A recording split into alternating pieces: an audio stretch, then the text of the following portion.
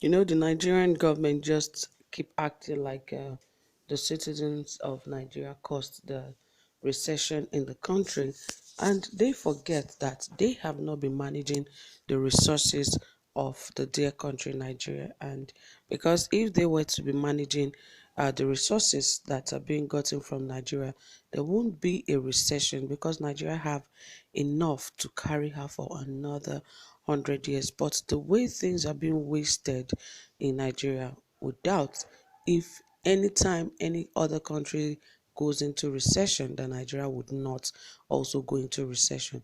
And it is pathetic to know that things like this are still happening in Nigeria, even when we can, still forge ahead and not let these things affect us.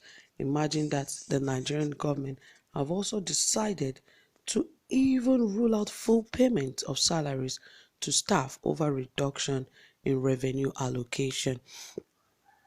Well, if there is a reduction in revenue allocation, I believe the state that is affected is actually not bringing in bringing in enough IGR, because if there were to be, there would not be any reason why their revenue allocation would be reduced, and they are now trying to use it to affect the people in that state, which is not supposed to be, because everything that happens in this government always bounces back on the citizens and do not even affect the government in any way. That is why a lot of people have always advised the government that they should cut down on government costs. They should cut down on some of this cost that is being put on government and increase the public service.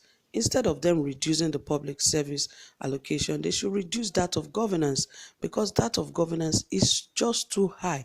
You pay senators millions of naira, you pay a National House of Assembly members very high, you pay politicians very high, and yet the people that does the main work in the country are paid very, very low. And all of these are actually affecting production in the country, because that is why there's high level of corruption when everybody do not even collect almost the same salary. Some you can use over 1000% to compare, some you can use 10,000% to compare their pay, and you expect the same result from this set of people. It is so uncalled for. That is what has affected our revenue in this country. The cost of governance is just too high, and we really don't know how much more this can be conveyed to the president for him to understand that governance cost in Nigeria is too high, and this has affected this very state because their allocation has also been reduced, and they have also used it to affect the public service in that state. So how do they want such a state to grow? How do they want such good things to happen to this state? Anyway, we're yet to find out exactly why the state has refused to, or have decided to reduce the salary payment to workers in the state. But before then, please, if you haven't subscribed to this channel, please ensure you hit the subscribe button and also give this video a thumbs up, and don't forget to turn on the notification bell so you get updated anytime we drop a new video. Yes, guys, without wasting much of your time, let us dive right into this video. And don't forget, this is Saffron Media, where we give you trending, exciting, reliable, and authentic happenings. Yes, this is your best blog when you want sizzling, hot, and trending Nigerian news.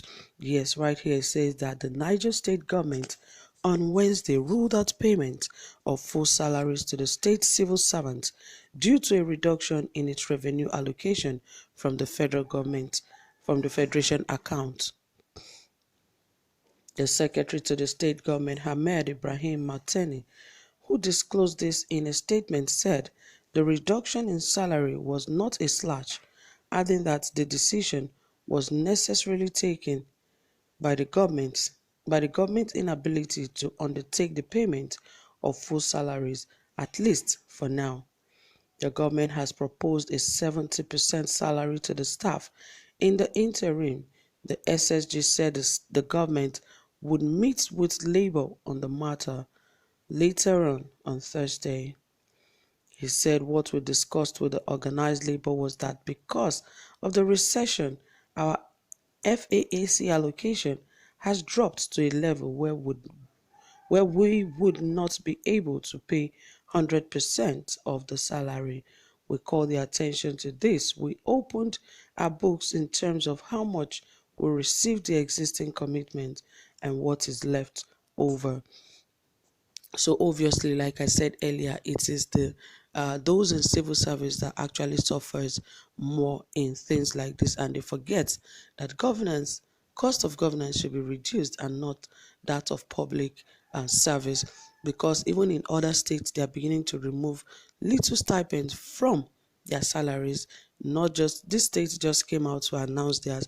I know a lot of states where their salaries are not 100% paid to them any longer because of the recession. They remove stipends from their salaries just because they feel it's the recession is affecting the state. I don't think this should be. On a normal day, how much do public servants really take home in Nigeria? I think they take the least when it comes to the Nigeria economy and the system Nigeria runs. The public service takes the smallest.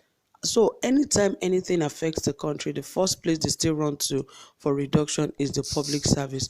I think this has actually affected the nation. That is why things are going haywire in Nigeria, because public servants that will work from 8 in the morning till 5 in the evening, and yet you decide to still reduce their pay because there's a problem in the country. And yet, you leave those who collect millions of naira that even resume at work, not every day, maybe once in a week or twice, because they sit for a long time. You feel that they are more capable of running the country, and you pay them millions and millions of naira, and they just use it to enrich themselves, enrich their pockets, and at the end of the day, they just walk away like nothing has happened, together with all the embezzlement that they get to do in the country. These are the things that have affected Nigeria. That is why Nigeria is even going into recession, or has gone into recession for the second time in 5 years. Because really, at this point, Nigeria has oil, it had natural resources, there is agriculture, that's good agriculture, and so much that you can imagine. So a state like Nigeria is not even supposed to experience recession in any way. But this administration has shown us that recession is very possible. In 2016, Nigeria went into recession, and again in 2020, Nigeria has again gone into recession. What is wrong? Is there something that is not being done right by this administration? I think these are the questions they should ask themselves. But all the same, guys, thank you for listening. I really appreciate it. Don't forget to drop your comments and also give this video a thumbs up. Thank you for staying tuned. To have a pleasant time. Bye for now.